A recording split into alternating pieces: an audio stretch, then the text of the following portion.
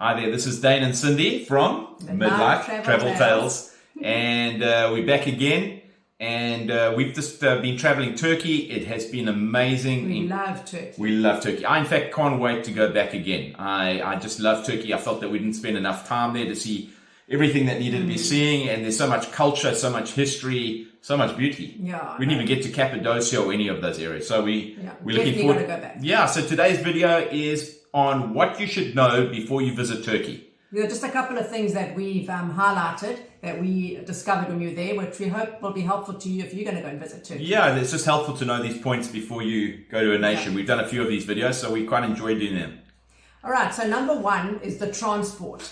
Now, very important, we caught the bus from the airport to the center of town, to Istanbul. You see, you need a wife like mine who is an organizational genius. She does all these things and checks on everything. And you know, when you arrive there, you're tired probably from your flight, and you need to know how you're going to get to wherever you're going.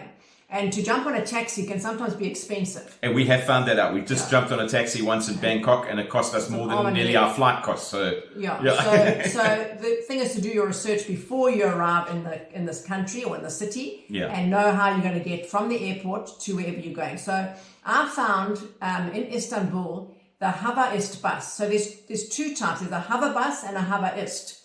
So the Hava Ist is the bus from Istanbul airport into Istanbul, and the Hava bus is from the other airport, because there's two airports in Turkey. Yeah, so always be careful. There are two airports in Turkey, and if you're doing domestic flight, you don't want to go to the wrong airports. So always check. And the other one is two airports in Turkey. There are two airports in Istanbul. The other airport is Sabiha Gökçen, something like that. I think I've said it correctly, but that's normally abbreviated to SAW.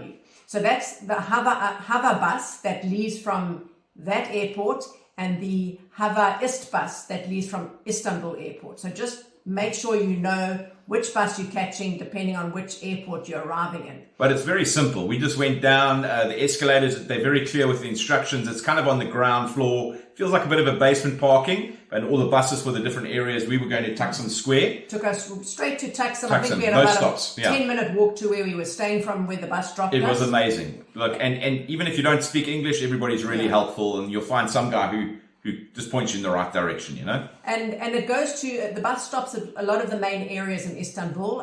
One of the others is Kadıköy. It stops there, and there's a couple of others. Yeah, so it was great. It was easy. It takes about 1 to 2 hours, depending on traffic, to get from the airport into town. So just factor that in as well. Yeah. Especially if you're going to the airport to catch a flight. Yeah, and it's really easy. You just got to get there and climb on. Yeah. And you pay them with cash or credit card. Yeah, so when you go to get on the bus, you can either pay the bus driver with cash, or you can, at the kiosk, there's a kiosk where the buses go, you can buy with a credit card. Yeah, and then when you leave the same area, going back to the airport, you just pay the bus driver cash. Yeah, much easier. Yeah, a lot easier. But I just say, if you're leaving from your area to go back to the airport, get there a bit earlier, because we were got the last 2 seats on our bus to head to the airport. So be aware of that, because you can't really book for it. No, we couldn't book for some reason. I don't know why, but just to make sure on that. Then the other thing in terms of transport is around Istanbul. Yeah, we're talking about Istanbul now. Is you can buy something called an Istanbul cart, which is a card that you buy from a vending machine near wherever the it's near the trams or the underground. Yes. You'll see a vending machine, and we were really, really blessed because some local people helped us. Yeah. So they helped us. But the great thing with that card, Istanbul cart, is that you just top it up. You use cash, you go to the vending machine, you pay and you top it up, and you can ride any of the public transport. This includes... That's undergrounds, it's buses, that's the tram. We mainly rode the tram, and then there's also a vernacular that comes from, we stayed in Taksim Square, that comes down the hill to where the undergrounds, the trams, and the buses were. And we used it. Yeah, the trams were easy to get around. Yeah, we used the trams quite a lot. Yeah. And then you just use your Istanbul card when you get on. You just swipe it, and apparently also though, if you have a certain credit card, which we didn't have. Yeah, we didn't have. You can actually just pay with your credit card when you get on the transport. No, I didn't know that. Yeah. Okay. Yeah. So, and also around Istanbul, there are ferries as well. So if you're wanting to go from the one side, from the European side to the Asian side, can take a ferry. There are bridges, so it's and you said the metro goes there as well. Yeah, and buses. And buses and all of that kind of stuff. So Istanbul's really easy to get around. But the best way to get around Istanbul is to walk. As you walk, you just see it's amazing. Yeah. But Istanbul is big to walk everywhere. No, it's big to go. You got it. But I'm just saying it's the best way. Yeah. And then obviously there's taxis, which you can use. But we enjoyed the local. Yeah, we didn't use taxis at all. No, we didn't use many at all. Yeah. So that was cool. And then around Fethiye. Oh yes. Oh, to get from the airport to Fethiye, there was another bus that you can book if you're wanting to go between cities within Turkey. You can book online for buses. Yeah. So flights are also pretty cheap, but sometimes you can get a bus. Okay, it's going to take you longer, but it might be really cheap. It's really cheap. Yeah. So we caught a bus from. We caught from there. We flew into that one city to get to Fethiye. You can't fly. Antalya. Antalya, yeah. So we caught a bus and we went to Fethiye. So we flew into Antalya, caught a bus. I think it was about an hour to Fethiye, where we were staying. And that was very easy. And then we caught a bus from Fethiye to Izmir. Yeah. And it was great. It was very pleasant. And the bus was actually really nice. Yeah, and then around Fethiye, we caught the local buses. The Dolmus. The Dolmus buses. And you can catch those. So we even caught Dolmus from Fethiye to Olodenisk, and then all those different areas. So all the areas around, you can catch a Dolmus very cheap. Very cheap. Very, very cheap. No, it's not expensive at all. Very nice. Sorry, I have to sneeze. Okay. Not coming. And then in Izmir, we caught a train. We caught trains to go to Ephesus, to Selçuk. So Selçuk. Selçuk. I think it's Selçuk. And then we caught the train to Selçuk, also very easy. And then from Selçuk, we went to Cappadocia by bus. We went to ancient Ephesus by bus and Mary's house. And so to get around Turkey is really easy. You really don't need to pay the extra expensive taxis. Yeah, really. There's so much good transport. The only taxi we took was from Selçuk to Mary's house, and that was expensive. Very expensive. So that was the most expensive. That was more expensive than nearly catching a flight. Yeah. So Sydney nearly had a heart attack. That day, I'll just warn you now, the trip to Ephesus is very expensive. The entrance fees and everything are expensive. A lot more than what we thought. Yeah. Okay, so number 2 is smoking culture. Okay, so if you're not a smoker, we are not smokers, you're going to battle a little bit in Turkey. Everybody smokes. So I say every woman, every man, every child over 5, and every cat and dog smoke in Turkey. No offense to the Turks, but that's how it is. That is how it is. So don't be put off by that. Just place yourself where you're comfortable, and if you're not a smoker, we did sometimes, if there was a heavy smoker and he sat down next to us, we'd just move. Not rude or anything like that. But find your space. I love Turkey. I want to go back to Turkey, despite me not being a smoker. But it can be a bit of a... It can be for some people. Yeah, and the stompies as well on certain streets. And but it is... If you come from where smoking is highly regulated, like it is in South Africa, it's a big shock for us. Yeah, but it's really a part of their culture. That's just what they do. You just got to accept it. It's part of going to Turkey. All right, number 3 is a SIM card. So there's 3 SIM providers: Turkcell, Telecom, and Vodafone. Yeah. We bought from Turkcell, which we found was the cheapest. But don't buy at the airports. Yeah. Much more expensive. So some places you can buy at airports, certain countries. I recommend you don't buy at airport. It was literally, I think, 3 times more than buying in the city. And the thing was, when we got into Istanbul, into town, there's just cell phone shops everywhere. Yeah. So you don't worry about not finding a shop to buy. There was Turkcells on every So if you can survive without your phone for a short period of time, which you can do, get to town and save you a lot of money. Yeah. Number 4 is money. It's always about money. With my honey, it's always about money. Most important thing you need to know. It's the Turkish lira that they use there. And a lot of them actually prefer cash, which I was quite surprised at. Because there's been some countries that we've been to that want card, and Turkey we thought would want card only, but they in fact mostly wanted cash. Especially the local sort of restaurants and the the markets they want cash. And even one or two proper shops, they prefer but cash. they do all have a credit card machine. But generally, even the fruit sellers in the markets and that had. And the thing is that if you're paying cash, often they'll give you a better price. Yeah, we found discount, that a few times. They give you a bit of a discount. Yeah. So, also in Turkey, you can bargain. It's lovely. You can bargain. The Turks are great negotiators and salesmen.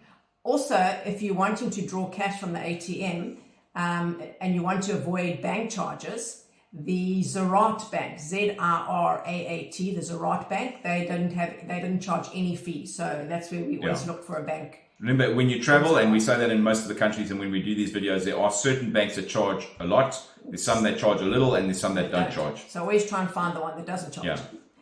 All right.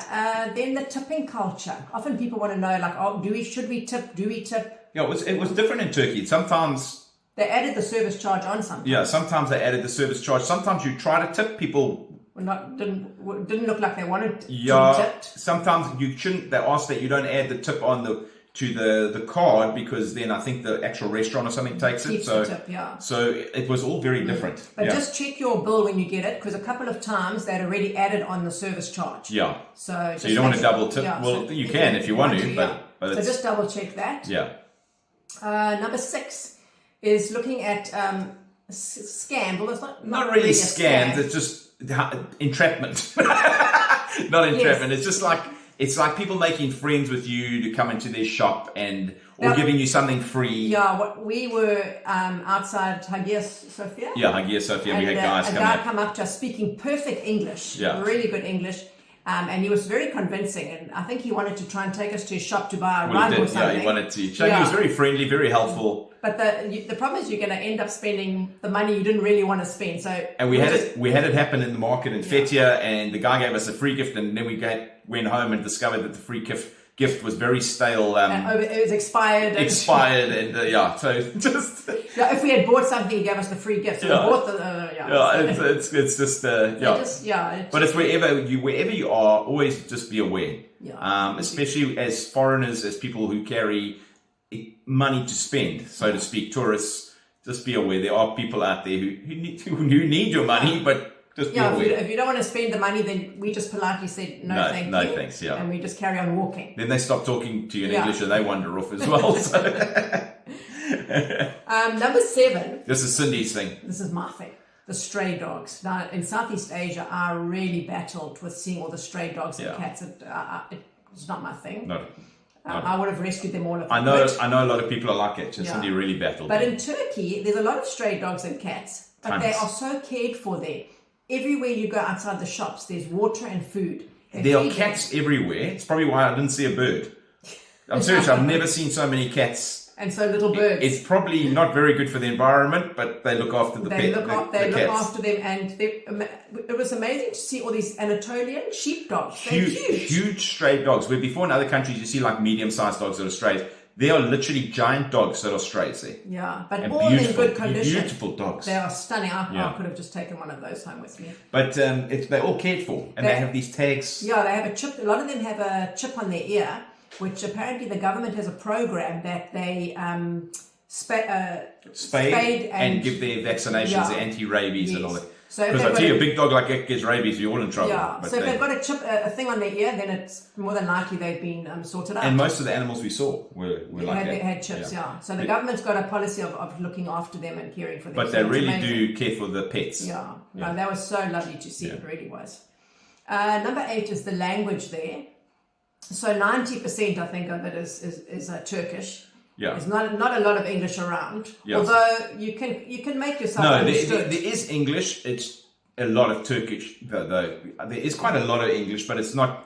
It's not like the Philippines where everybody speaks English. No, so it's not a So Google Translate. Google Translate is amazing. Google Translate is very helpful. Okay, number 9 is the visa. So we just, as South Africans, we could get a visa online. Obviously, you'd have to check.